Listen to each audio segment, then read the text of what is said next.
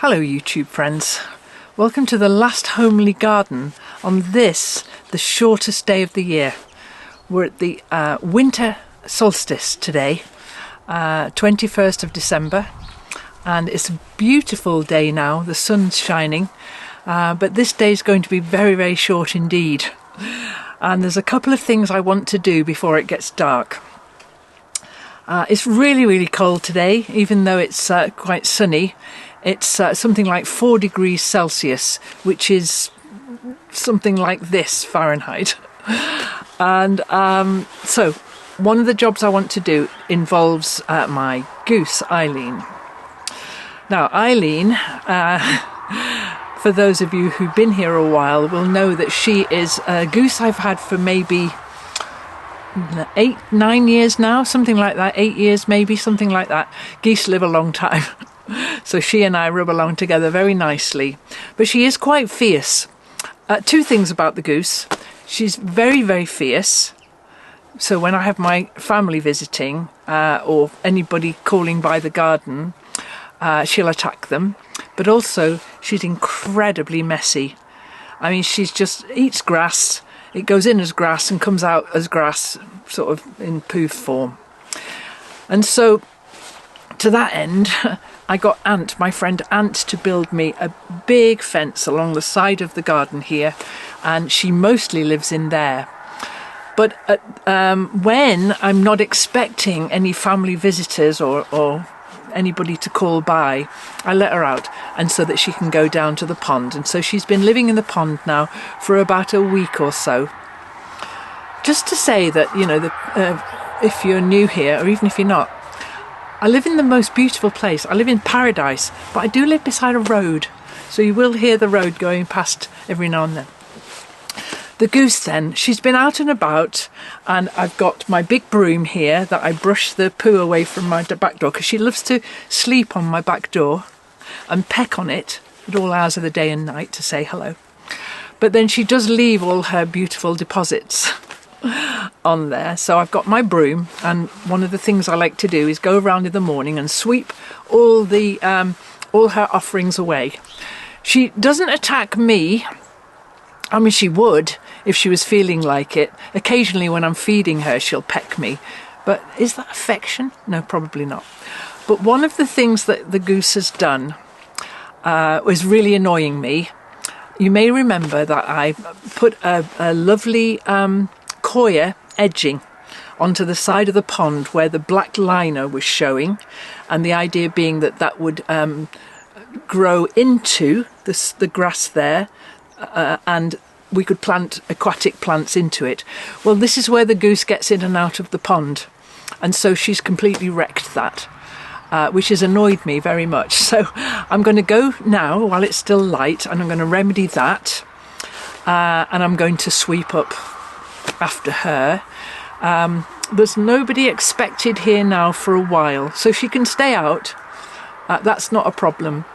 I tell you, the other day though, I have neighbours next door, and we have a gate that adjoins our two gardens, and that gate was open. We must have been through it and left it open. Well, she was in their garden. That's not very good, is it? So I had to go and round the goose up and bring her back into my garden again. I have a very big space for her, and she's fine to wander about all of this, but really she shouldn't go in other people's gardens. And then the other thing, the gate at the top of the garden here, the clasp is broken, and it blows open, and she gets out onto the farm track, because the grass out there, I mean the grass in here is fine, but the grass out there, oh, it's green out on the other side of a gate, isn't it? So she's been wandering up there, and when that happens, you know, some of my neighbours might mind having a cantankerous old goose. So today's all about the goose. I'm going to go and see if I can put that right now beside the pond and do some sweeping up after her. And then really kind of reflect on the idea that this is the shortest day, and that tomorrow the days will be getting imperceptibly longer. I mean, you don't feel the impact of it for weeks and weeks. And for me, it's like, it doesn't make much of an impact at all. But I do like, though, to think of my friends in the Antipodes, when I think about you people who are celebrating the summer solstice, and I'm envious, and I think about you and think about how wonderful that is when you've got the longest day of the year and the shortest night, where here I am with the exact opposite. But we'll make of it what we can. We're not going to moan about that. I'm going to go and do those couple of jobs now and see what else I can get up to. Come on.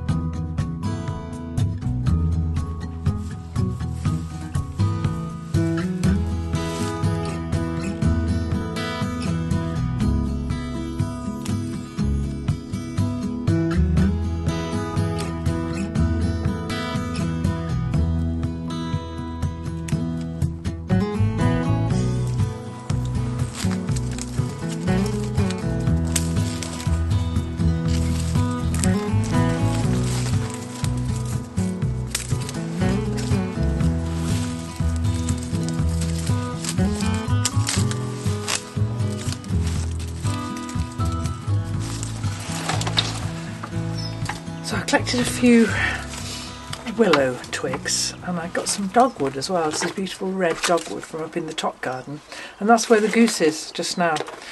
She's up there.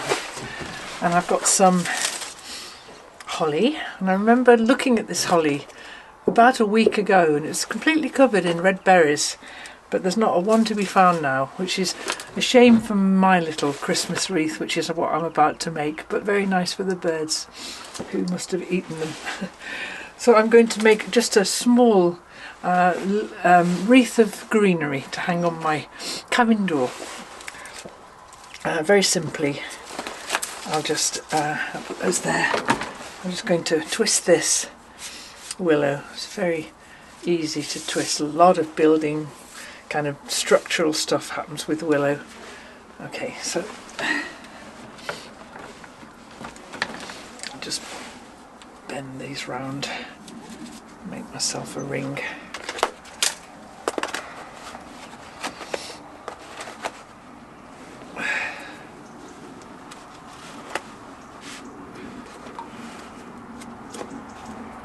Not a very big one. Oops, just a little one.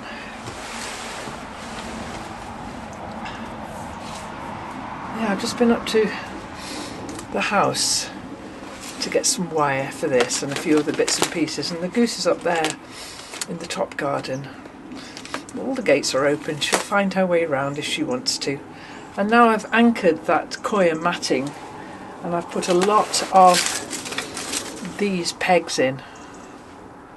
I've got one more. I might go and hammer that one in as well, so that her habit of getting in and out of the side of the pond, with a bit of luck, will stop her from doing that. Or rather, it'll stay in place if she does. Let's try some of this dogwood. Beautiful red barked dogwood. I've got 6, I think, dogwoods planted around the pond, different coloured barks. It's beautiful. Tree, little shrub really, I suppose. So let's just, it's just going to be a small wreath with no red berries.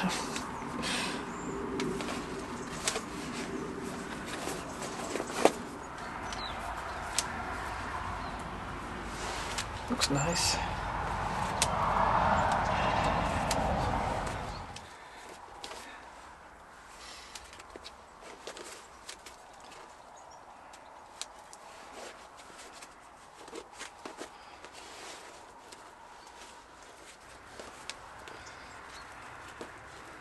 fill the bird feeder. The birds are there already. They're really hungry this time of year.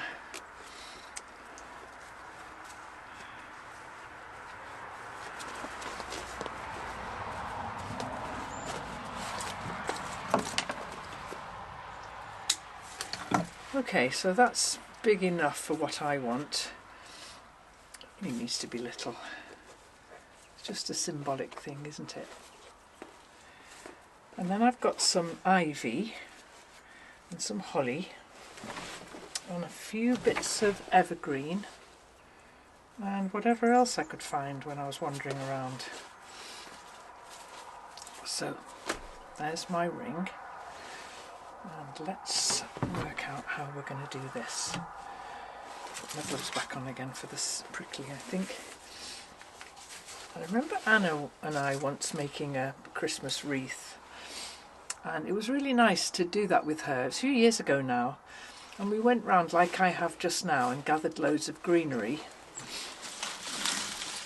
Anna's my daughter-in-law. She works with me here at the Last Homely House, and I've got some wire as well, some little bits of floristry wire that I just happen to have. And the way that Anna and I did it was, I think we watched a tutorial online, is we made little bundles, and because this is so small, really little bundles, so I'm actually going to cut a bit of this off. Okay, just little, that one as well, little bundles of greenery, like so, with 2 or 3 little things inside them. There's a bit of, is that Cotoneaster? I don't know what this is. I'll just get into a muddle if I start trying to name these things, so I won't. And then a little bundle like that, and then we're going to just wind that round with some wire. And we'll make a few, and then the idea would be that then we would wire these onto my little wreath here and overlap them. Now already I can see that that's a little bit too big, so I'll make the next one a bit smaller. It's such a small wreath, and it would be very nice to include some of this dogwood red on the outside, wouldn't it? Because I've got no other red in this wreath. So I've got enough to make more than one wreath here. I might make one for the house door as well. So let's get a bit of this ivy. Just got these amazing kind of ivy flowers on, which are really great. Okay, so let's get that on now and see what else we've got. Got some ivy, this stuff, which is a lovely dark green. Can you see what I'm showing you here? Probably not. And then a bit more of this holly, but really just a little bit. There we go, let's cut the top of that off.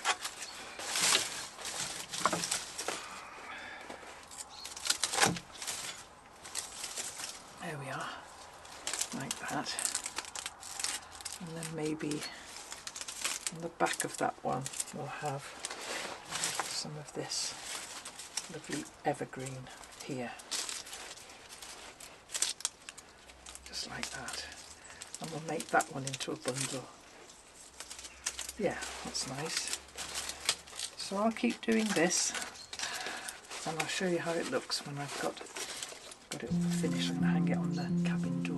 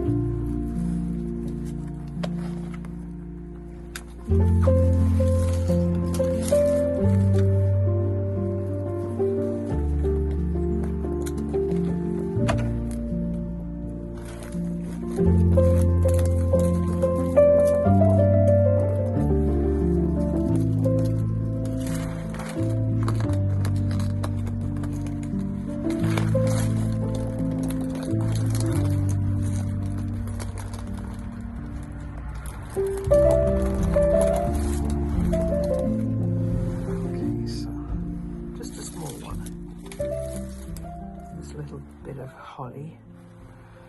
A little bit of this nice greenery here. It's a nice way to make a wreath. I've had to go and collect more material because it was not enough. One more piece of something.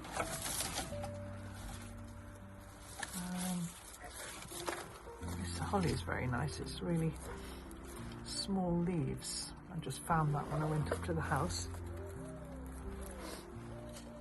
to get the hook that I need to put this on the door. Okay, so this might be the last cluster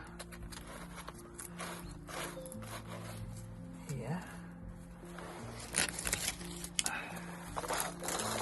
Let's see. I think it needs to go there. I also went inside to see if I could find any red ribbon. I thought that might look quite nice. I couldn't find any. Well, I couldn't find any quickly. I know I've got some somewhere, but I want to get this wreath up. So it's like, I could keep going on and on, couldn't I? Because there's a kind of like a thin bit there.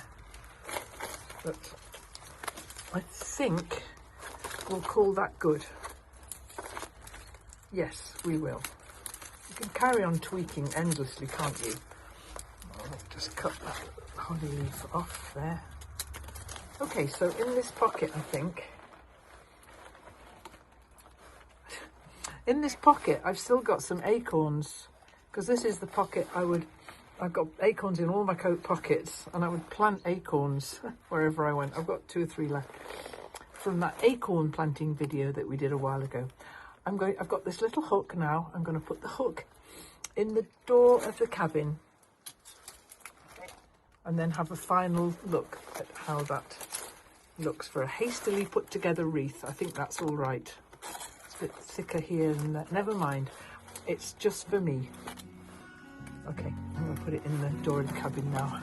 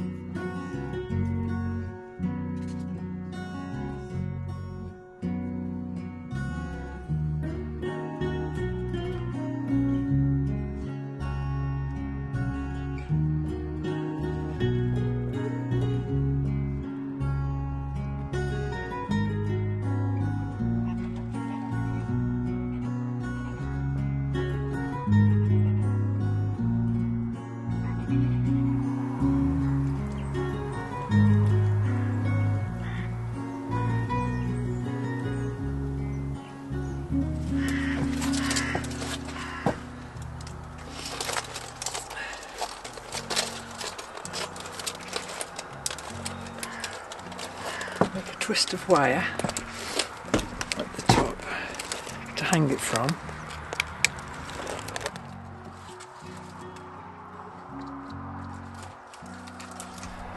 It could do with some red, couldn't it?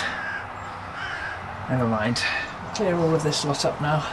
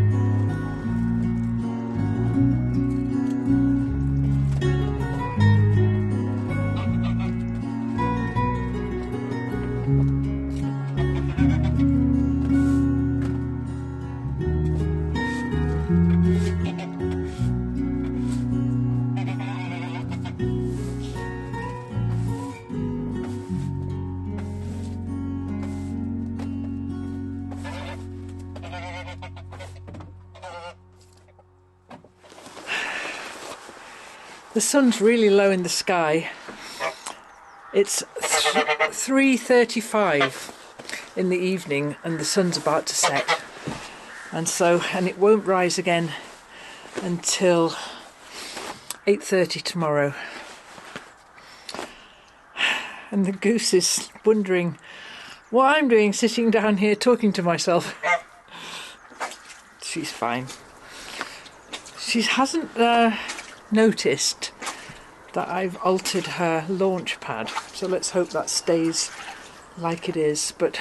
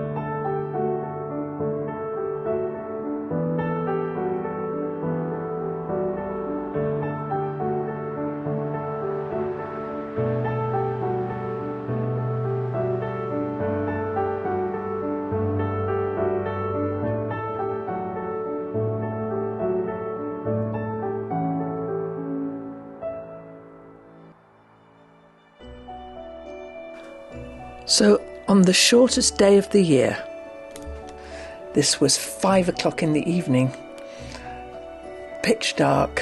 I wish you all very, very well indeed. The light will be coming back soon.